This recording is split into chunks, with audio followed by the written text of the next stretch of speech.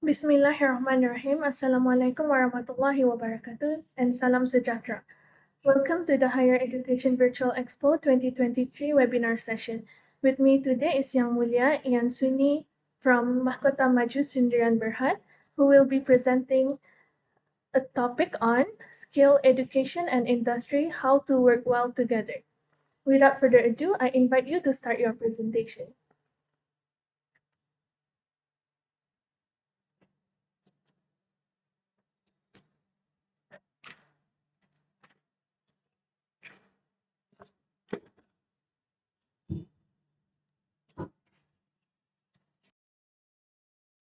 Thank you very much, Wan.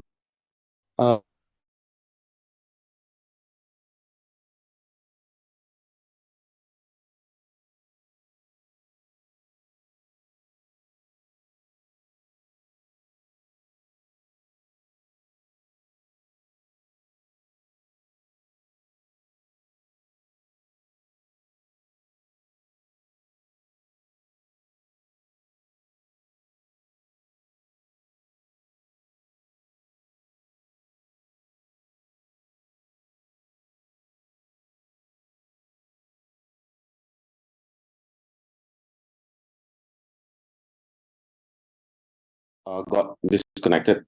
Once again, thank you very much for inviting Mahkota Maju again today for our second session webinar from our company.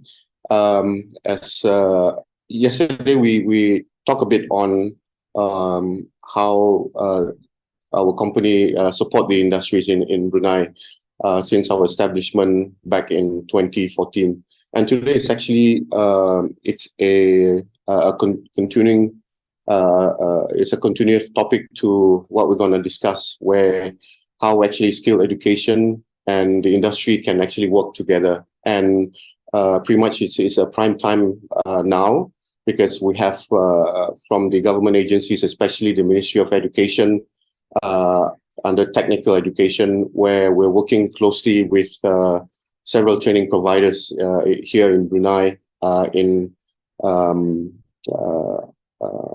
where we are pretty much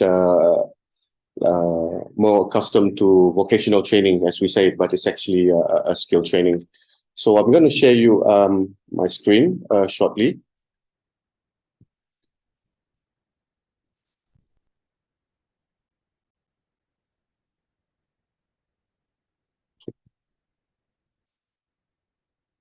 So the content to our presentation this morning shown on the slide. We're going to just talk a bit on the introduction, what is skilled education, and we're going to talk about how actually Mahkota Maju Sdn Bhd Training Center acts as a bridge between job seekers, the unemployed community to where they want to be next in their life, and then preventing unduly short courses. Lastly, and understanding how actually we support how we actually can strengthen that the efforts of skill education and industry.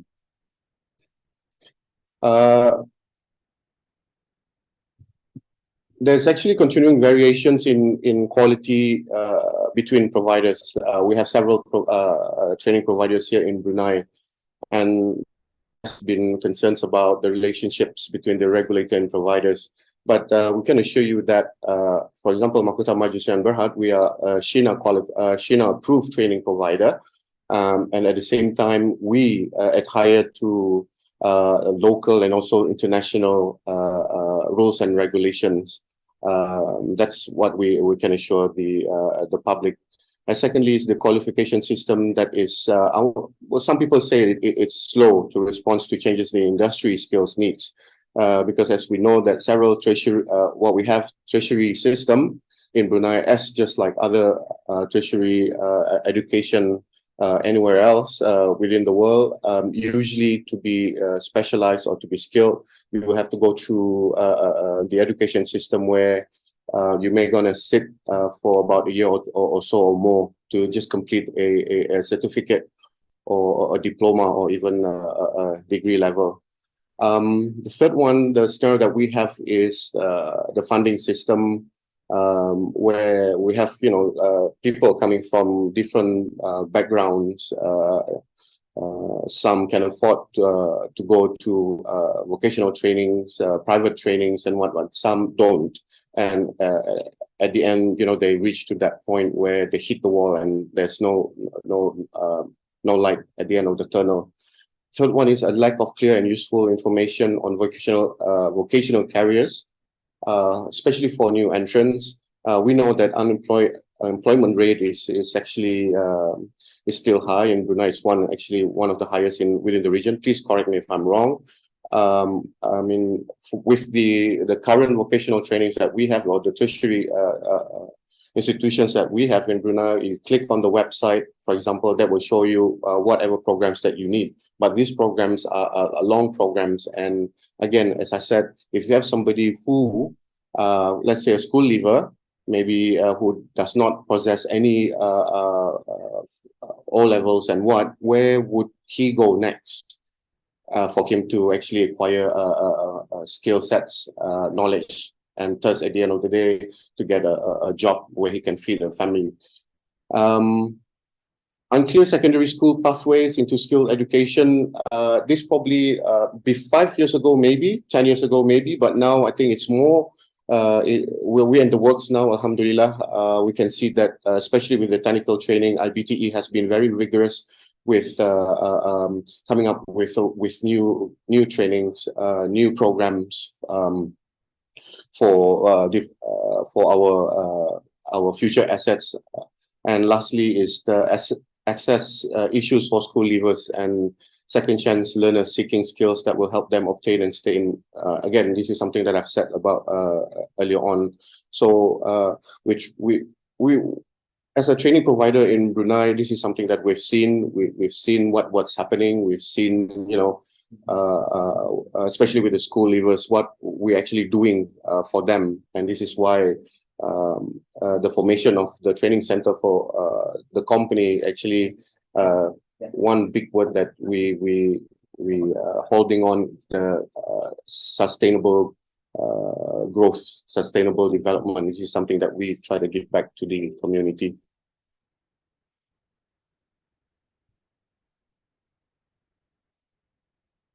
And next, what is skill education? For a long time, we're familiar with vocational education or training, but also it can call as career education, technical education, and training, where it actually prepares learners for jobs that are based in manual or practical activities, traditionally non-academic and totally related to specific trade, occupation, or vocation. Hence, the term in which the learner participates. And that is why, for example, those who are still new in the industry, in fact, in the oil and gas itself, we have jobs, we have works, a lot of them offshore and also onshore. But how much do actually people know about, what are the specific job that is required? For example, riggers, banksmen, and then leave planners, all this, which actually in an everyday conversation we would not listen, we would not hear this from an average person. But if proper, again, if there's a proper sort of like a mechanism that actually, bridging, for example, school leavers, or not just school leavers, maybe those who are achieving high in education but decide to, to go to work in the industry, then where can they go? And this is something that I think again, what the topic says, how skill education and industry can work together.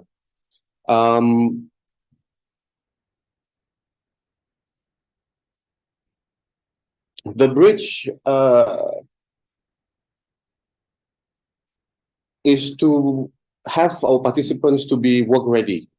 Graduates, school leavers have always needed the combination of and general employability. And our training center aims to equip students with the skills needed for their first job and the flexibility and adaptability to navigate future career transitions. We've heard about, there's been a lot of economic analysis on Brunei's oil and gas. Some saying that, there's probably, we're not having that much. We don't have much reserves left with the oil and gas and what this and that. But then again, we look at the current situation now as we have a lot of actually strategic projects that is coming up offshore or onshore. This is something that again, something that we, the locals, we can actually tap into. Although we cannot fully predict the future of workforce landscape, but then again, as I said, looking at the current situation, it's more to how actually situation awareness, how we are aware with what's going on. Yeah, if those who are in oil and gas would understand what's going on, where there's some decommissioning projects that is going on and will be going on. So we need people and so on, especially what we've seen in during the COVID time, the last 2 years. As a training providers, we actually saw that there were a lot of there was this always question, what's wrong with our locals? We have locals who can be riggers, who can be riggermen, can be banksmen, and they can actually earn a lot of money. It doesn't require somebody to have a 6, 8 or levels to do the job. But, as long as you have the will, you have the strength to do it, then, we, the locals, also actually can be competent in our works and actually can earn a high pay in this area. Preventing unduly short courses, yes, there's been, this is actually happening everywhere, going to Australia or elsewhere, and where people, general public, will be questioning about, these short courses, are they, how valid are they? Remember this, that again, as I said earlier on, for us as a training provider, when we with the courses that we are offering now to the public, for example, like lifting and hoisting, we actually conducting it based on the accreditation that we've obtained from the American Petroleum Industry, or the API. So it is recognized worldwide, global, and also local. But most important thing is to actually have a quality system and quality control, quality assurance relationship, a strong relationship between these three, and that's what we are holding on. We have, for the company, the training center, we have what we call here the strategic training group, and that is actually the one that ensures that our courses are accredited, not just local but also international. We have the Opito Center Manager. We have the training developer who actually has developed a lot of courses here in the company, and also the head of accreditation, where he's the one who's responsible to actually look into both local and also international accreditation, so that the skill sets and also knowledge that we share with the participants are valid.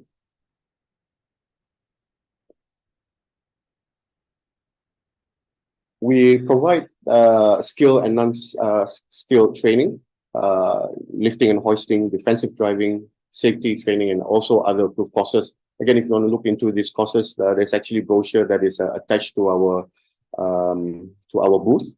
Yeah, you can actually scan the QR code. But there's something that I want to actually emphasize here: the skill education industry, how we actually work together with the API. This is an example of what's happening right now. Under the API rigor level 1, where we actually right now, we are one of the training provider that actually provides a 3-month ISQ program, which is the rigging to our future assets. And currently we are doing we are having cohort 4, 23 of them attending this course. And initially under API, the rigging level 1, if It's actually a 4-day course, but the beauty of having now IBTE coming into the picture with this future asset is that this 3 months ISP program is actually endorsed by the Brunei National Accreditation Center. So it makes it more valid having local and also both international. And after they've done a 3 months ISQ program where they will do the industrial placement, it's a 3 months industrial placement within a chosen industry. And currently our company is actually having the first 3 of them IBTE students who are doing their industrial placement with us, where we are grooming them now, inshallah, to be the future instructors for rigor subjects and much more. And of course, in the end of the day, to get them to be industry ready. When we say about industry ready, we're going to the end now towards the presentation. It doesn't stop there. Usually people think that when you have attended, let's say a 4-day course here in the training center, that's it, it's the end of it. But actually no, again, it depends on what courses you're taking, what you want to be specialized in. For example, if to be industry ready, where once you've done a course, for example, rigor level 1, which is a 4-day course here in the company, where it doesn't stop there. You still need to do a 6 to 12 months working experience. You'll be given a logbook, and you need to actually key in your logbook and that's when after you've done that, we're actually going to come back to you and actually do the assessment and to ensure that you are deemed competent and specialized in level 1.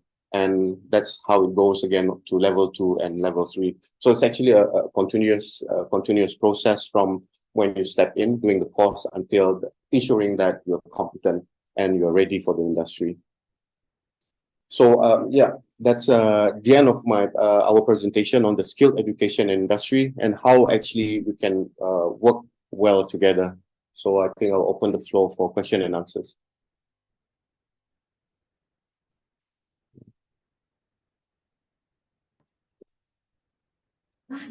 Thank you.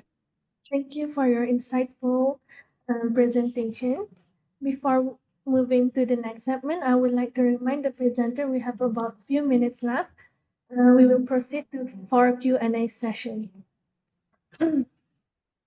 First question is, how do people apply for the programs in Mahkota Maju? Is there any age restrictions? All right. Thank you, Pan. That's a very good question. Then again, skilled education, we have over 70 courses, and they are short courses, but they are accredited either local or international. And for when you go for level 1, most of them we do not have any prerequisites. As long as, again, as I said, if you have the will to do it, then please, it's either you can actually email to us to training@mahkotamaju.com, or we have our brochure on our booth. You can just scan and just contact us. Yeah. Unless, then again, we have, for example, if somebody who is experienced, maybe, who has done a level 1 elsewhere, and so what's going to happen is that once you write into us, so what we're going to do is actually look at your qualification. Where did you obtain your certification? And we see that if it's valid or not, and so on. And that's where, if let's say you've met all the criteria and then you can proceed to level 2 and so on. Next question is, we understand you are working closely with the mechanical IBTE programs. Do we get into the applying through IBTE, or can we apply through your site? Thank you. It's actually you have to actually go through the process where you have to apply to the IBTE. That's the IBTE site. Yeah, and once you pass the interview and you get selected, that's where you'll be in the program, and that's one of the